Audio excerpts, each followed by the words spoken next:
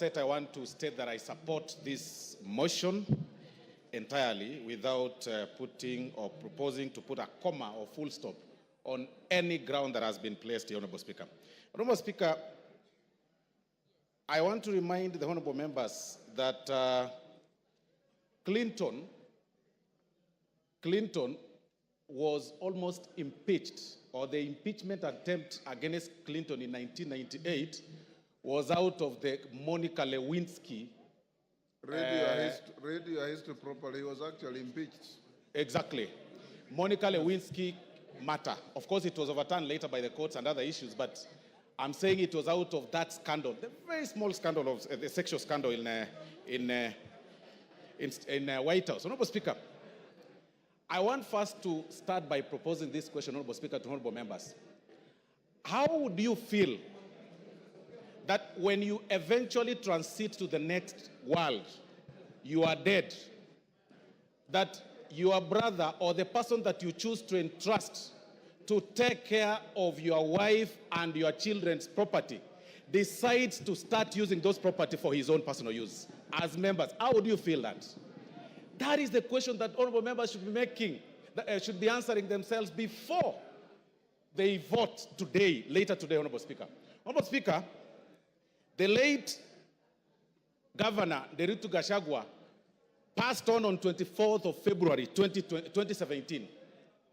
Between 2017, Honorable Speaker, to 2024, it is indeed true that the late governor then, amongst Mwai, Madenge, and Njoroge, he entrusted Mr. Rigathi, the Deputy President, as the executor of his will.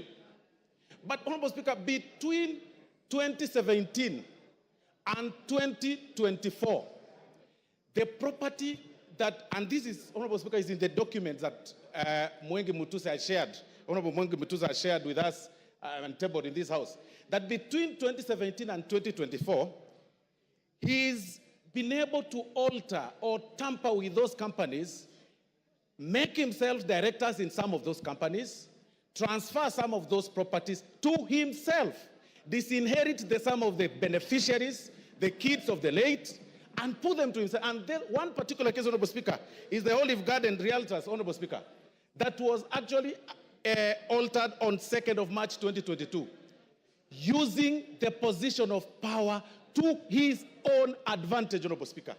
How can you explain that? He will then tell you, Honorable Speaker, that I bought, it's willing buyer, willing seller. Really? Does it mean that all your money that you've acquired, which is also questionable, the only property that you could identify is the property that is under the care or is supposed to help the family and the widows of your late brother?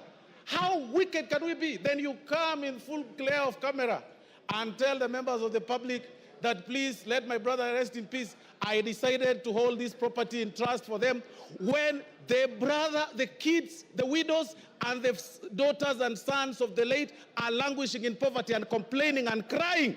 It is total shame. You cannot use your position for that. Honorable Speaker, these are practical examples, and I'm telling honorable members to acquit themselves and go through ground 7, Honorable Speaker. It is actually on page 16 to 30. This is nothing but gross violation of the law, Honorable Speaker, taking advantage of their own power, Honorable Speaker. Honorable Speaker, and even to prove that, you will realize that those companies, by the time the companies were being, some of them were being, the new ones, and the time the transfer of these properties were taking place, Honorable Speaker, the whole thing is actually contemporaneous. You need not to be a rocket scientist to know that clearly this is fraud and this is this was taking advantage of the late. I want to remind the Honorable Deputy President of the good book in the book of Proverbs chapter 15, verse 25, that the Lord will tear, that's what the Bible says, that the Lord will tear down the house of the proud, but he will establish the boundary of the widow. That is why we are here today. If there is no other reason that has brought us here, Honorable Speaker, it is to protect the family that is being disinherited of their property under coercion, blackmail, and threats. if there is no other reason, Honorable Speaker. And that is why, Honorable Speaker, even it's actually biblical again. In the good book, Honorable Speaker, of the book of Exodus 22:22, that do not take advantage of the widow, do not take advantage of the fatherless. If you do, and they cry to me, I will certainly hear their cry. And my anger will be aroused, and I will kill you with the sword. Today, we are using the sword, today here, to protect, and it is biblical, it is religious. Today, we are using the sword to impeach you, just to protect the children that are suffering, that you threatened, that you blackmailed, that you told that if you dare speak or utter a word, I am the Deputy President of Kenya, elected by 7.2 million people. I will finish you. Finish who? We will finish you today in this floor of the House. Honorable Speaker, I mean, there is nothing more for me, Honorable Speaker, on this matter. There is nothing more than cabinalism. I mean, really, like you are left under the care of the properties of your brother. Then you take them to your advantage. Your immediate brother. Then on TV you tell us that, you know, in the will, my brother gave me, and then he gave my wife, then he gave my sons. What about his children? What about his widows? What about his sons? What about, how proudly can you say that you are only enjoying the property of your brother? For that reason alone, Honorable Speaker, we say Gachagua must go. If there is no other reason, today, Gachagua must go. Honorable Speaker, I relate this case with the case of, I relate this matter, Honorable Speaker, with the Spelunchian explorers case, Honorable Speaker, where the members... Yes, Kipchumba. Timothy Kipchumba. Honorable Speaker, I rise pursuant to Standing Order number 91 on the issue of statement of facts. Honorable Speaker, is it in order for the Honorable OSORO to claim that the Honorable Rigathi Gachagua disinherited the wife of the late brother? Honorable Speaker, can he table the facts before this House that he disinherited? Honorable Kipchumba. Order OSORO. Honorable Kipchumba. Those are the facts that the move of the motion placed on the table. It appears you probably were not in the House then. Finish up, OSORO.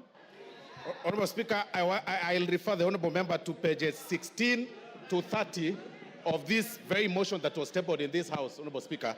And these are facts. And I've also said that, Honorable Speaker, on this particular matter, the threshold is on the 2/3, and we're also working on the balance of probability.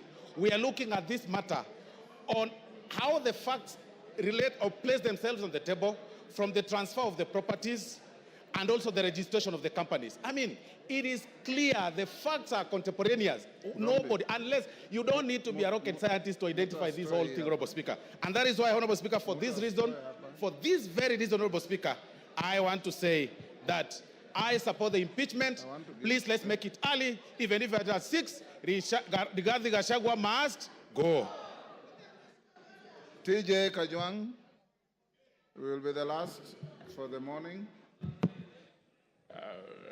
Mr. Speaker, just confirm to me that I can see that there is 1 minute to the hour. Thank you very much.